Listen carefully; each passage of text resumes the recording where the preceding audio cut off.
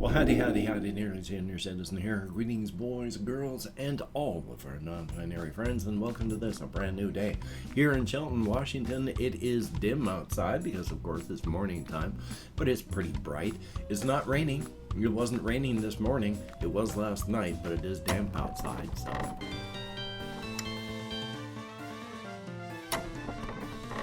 thumbs up for that. Hopefully you slept well. I didn't sleep all that well. Thumbs up, but at least I slept some, so that's a good thing. I'm feeling at least alive today, and that's a good thing. And of course, front-loading of videos very early this morning. If it's awesome you like, it'd be very cool if you could subscribe to the channel. That'd be awesome. If you could leave me a comment, that would be double plus good. And I'd like to thank each and every one of my Patreon patrons. These are literally beautiful and literally awesome people that help to keep me and my aging pet alive. That is greatly, greatly appreciated. If you would like to help to keep me and my aging pet alive, I have links to my Patreon in the video description, as well as a PayPal for possible donations, an Amazon wishlist link with stuff like cat food, and a post office box where you can send anything at all. I only ask for postcards and keychains, and I will open it up on camera and we'll all go, wow, because thank you very, very much. Front-loading videos over. I am salivating like mad around my dentures this morning. I am like a samurai. You know, you can't go out to drink, so I've got a couple pebbles in my mouth to fool my body into thinking that the saliva I'm swallowing from salivating around the dentures are pebbles in this case, are making my body think I'm drinking. So now my body's going nuts just salivating around my dentures. Yay, I am a samurai. There are a couple things that I want to talk about real quick. I am massively time blind. I have been massively time blind for the last 2 weeks. I mean, I blink and time goes by. 11 days ago, a Maxor video came out. Literally, it feels like it came out yesterday or the day before. So I am massively time blind. I feel like just 1,000 ping pong balls in a wind tunnel today. And each time one of them hits another ping pong ball, I'm off on another tangent. One thing though, I was looking through my comments and reading through a comment from 77 Art Tourist was like looking into a mirror. The comment was, well, I've only got part of it written down. It is 1994 on my first Intel 486 DX66 PC after years of gaming on my Commodore Amiga 500. Again, like looking into a mirror. In 1993, I bought my first PC, a Cyrix chipped 486 DLC33. And I did that after gaming for years on my Amiga 500. Now I went from, I had an Amiga 500 because I originally had an Amiga 1000. And I had upgraded to my Amiga 1000 from my Commodore 128, which I'd had to upgrade to a 128 from the C64 I'd had before, because the C64 I'd bought was from Germany, and during the flight from Germany back to the United States, the thing just got fried. Some random, this happens with electronics. It can, it doesn't always, but you can get zapped with stuff from the air that hits a chip in a computer. And through the flight, when I got back home, it had a random thing happening because of damage to a chip. So yay. But yeah, it was like looking into a mirror reading that comment. So thumbs up for that. And let's see, what else do we have? Yesterday, oh my gosh, yesterday was a mess. I had to go walking up to Walmart early because there was so much physically I had to do yesterday. In some cases, if you can't afford to buy in bulk, you should buy in bulk. In this particular case, like toilet paper especially, I learned the hard way, foolishly. You know, I wanted to buy just a small amount of toilet paper at one point, 4 rolls just to get me through something. That cost $5 for four rolls.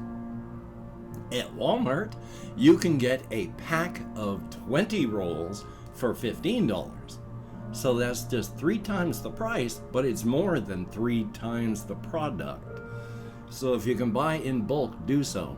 But carrying a 20-roll container of toilet paper was you can't put it into a backpack. It doesn't fit. It's too big. It's too tall. And so it's something I have to carry with this stuff in my backpack. I knew that walking up to Walmart after I had taken a shower, because I was going to take a shower yesterday, and that is exhausting. It takes 2 hours, and it is like I've walked to Walmart a 6-mile round trip. I was not going to be able to carry that all the way home awkwardly at the end of doing all that. So I left at around noon, walked to Walmart, and then carried that stuff home. And yeah, it was hard. It was rough. It was difficult. It is awkwardly shaped and hard to carry. So I got back from Walmart early. I am a creature of habit and routine. Where I am on my autism spectrum, I need routine and habit. Breaking that ruins anything happening afterward. I go walking at night, 7 o'clock. Going in the afternoon, boom, shatters all that habit and routine. I was still going to try and get stuff done before I had to take a shower. But when I got back, I ate some food because I hadn't eaten before I left. And I fell asleep for a very long time, right here in my chair, drooling all over the front of my shirt. Because, hey, when I'm asleep, I'm just like that. And yeah, I drooled all over myself. And that was fun. So at least I did take a shower, though. And then it was just, I was exhausted for the rest of the night. So I just relaxed and then went to bed. So I got nothing done yesterday creatively. Hokey smokes. I mean, I played some video games, but I didn't do any recording. I didn't get to do any solo RPG stuff. And that makes me sad. So yesterday was not a good day. Another thing I want to talk about. Oh boy, I've learned more about the whole OGL debacle going on with AD&D right now. When people talk about Dungeons and Dragons, they generally talk about the original AD&D, and Dungeons and Dragons, and then Advanced Dungeons and Dragons. There's Dungeons and Dragons 2.0, 3.0, 3.5, and then 5. Nobody talks about 4. They had the gaming license for 3 and 3.5. They didn't have a gaming license for 4. They made a gaming license for 5. Everybody loved 3. Because there was no gaming license for 4, nobody made anything. Players didn't do anything for it because why? You couldn't do anything. And so nobody talks about 4.0 because it died, because the community was left out. The new OGL license, even though it's leaked, is so bad, people are flocking away from it now. Just abandoning everything right now. There are so many hardcore D&D people coming up with videos on YouTube saying, hey, here's a whole bunch of other products that you can play where you don't have to do Dungeons and Dragons. There is a actual scientist type person who studies extinction of species and what an ecosystem needs, and they talk about things like carrying loads and all that. And all he can see is, there's not enough left in the ecosystem to support what is being hoped for. Not with everyone leaving. So Hasbro is trying to kill the golden goose. They've already irreparably damaged the Magic the Gathering market by flooding the market with product. Now everybody who was in the thing doesn't like the game anymore. It's been ruined. Investors, everything has been ruined. Magic the Gathering as an intellectual property is going because they're strangling it for the gold. Now they're going to do the same thing with Dungeons and Dragons. Yay. But I also wanted to mention, if you think about it, we've with the whole Covfefe bug thing going on right now and the parallels that went on with the Spanish flu back in 1918, you may ask yourself, well, whatever happened with the Spanish flu? Did we fix it? Did we solve it? Do you ever get a flu shot? Do you know people who get a flu shot every year? The 1918 Spanish flu epidemic never went away because while we tried to take it seriously, everything happened like it's happening right now. People refused. They took it seriously for about a year and then just said no, and then just started complaining and rioting when people tried to enforce the rules. Now it's endemic. You get it every year. We lose about 50,000 people every year to the Spanish flu epidemic that has become, endemic to our society because we have not treated the Covfefe bug seriously.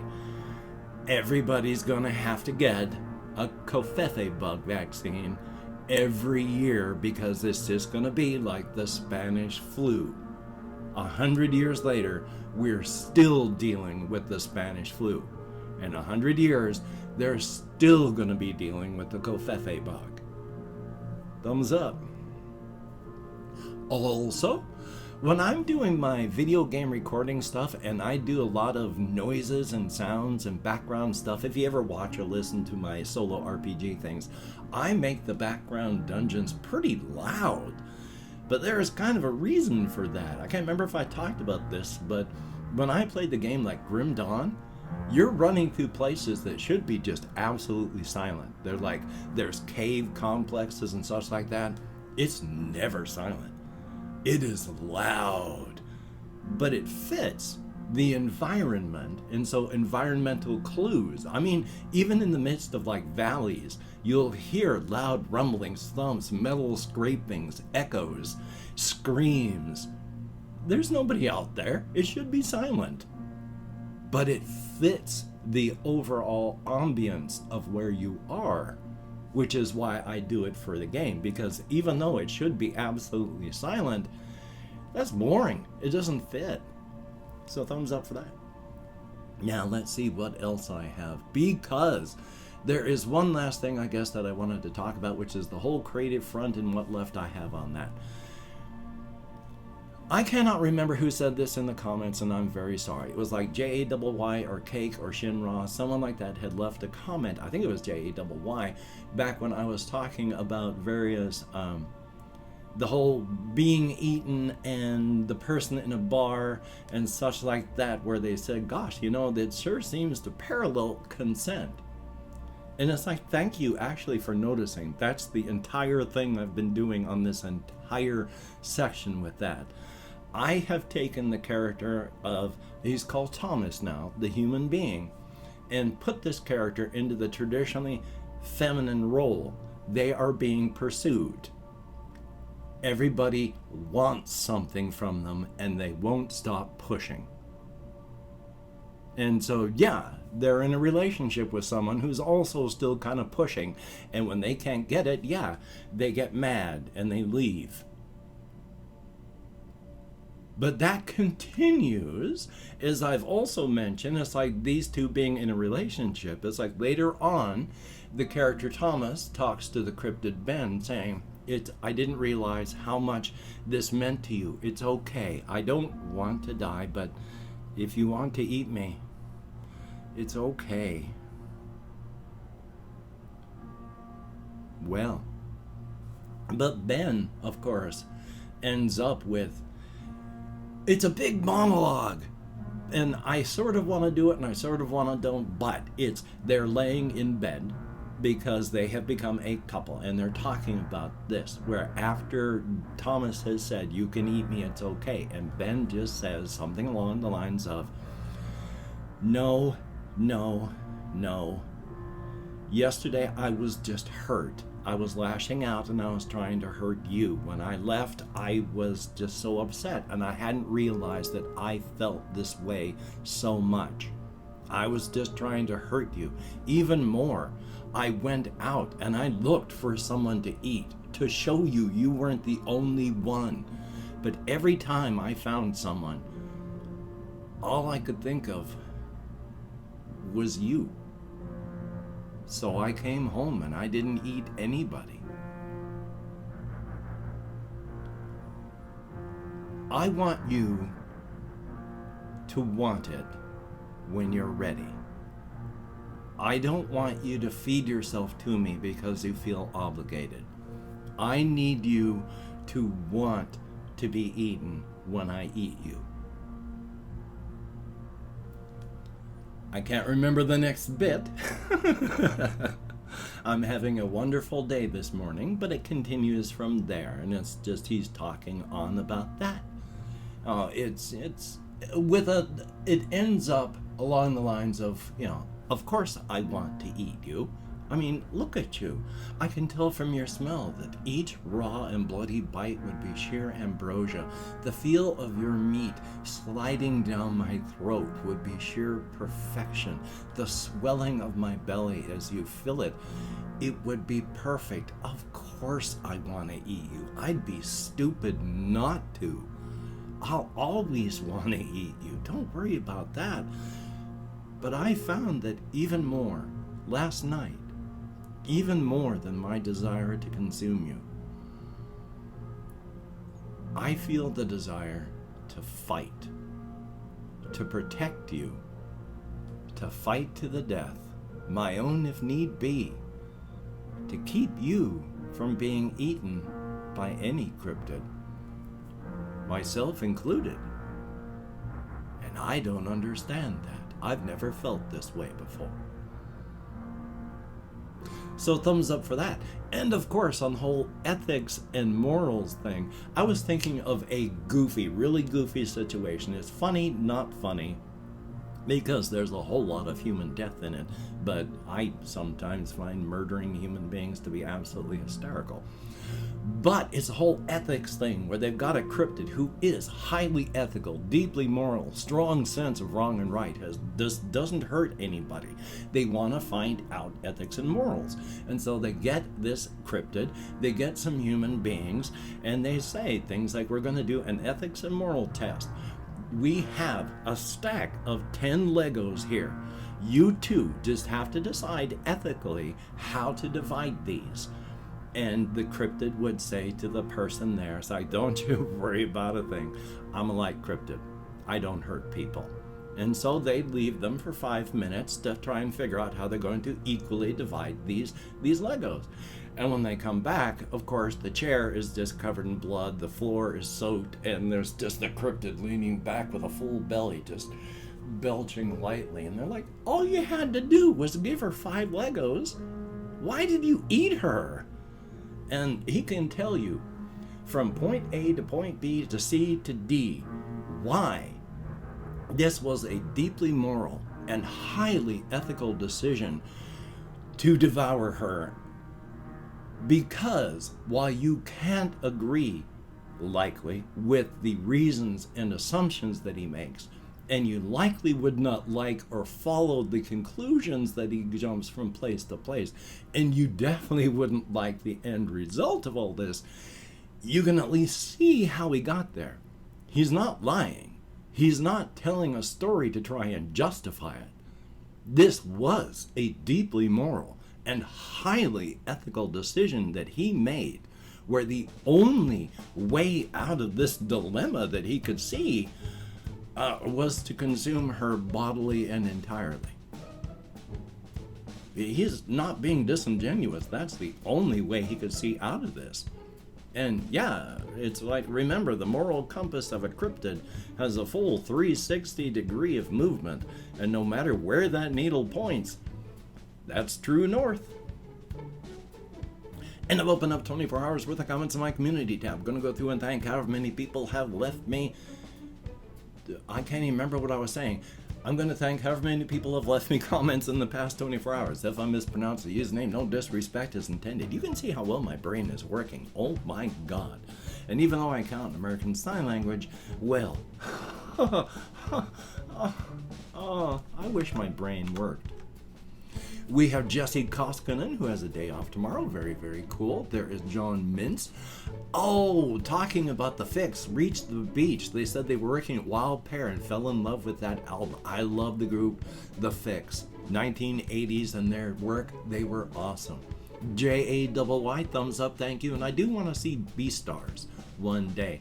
I also want to watch all of Adventure Time. Oh my God. 77 Arcturus, thumbs up, thank you very much. I'd like to talk more about even the things you say, but that one thing took up a lot of time at the very beginning, so I guess it didn't.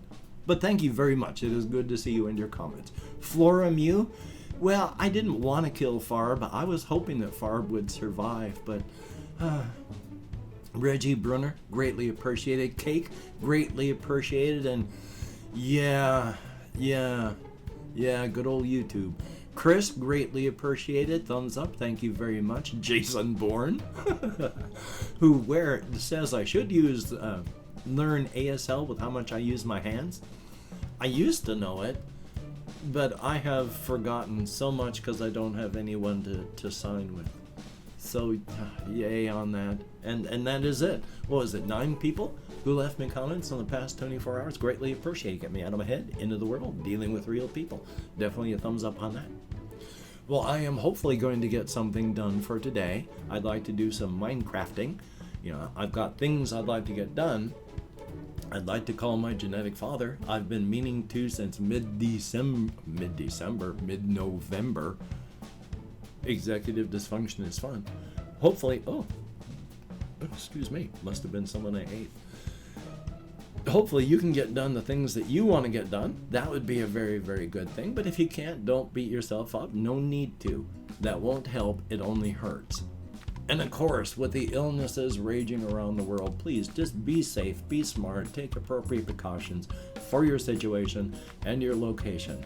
And of course, I mean, if things are happening bad, if things are on fire, don't go there wearing flammable stuff. If cars are crashing, don't go driving there. If people are getting shot, don't go dancing in the streets around that area.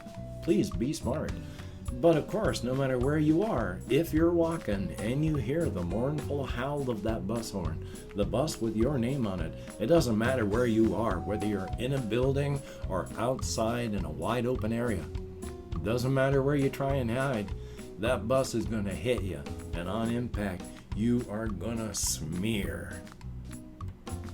So, until we meet again, you take care. Have a great day today. I will see you on the flip side, and that is indeed a very good thing.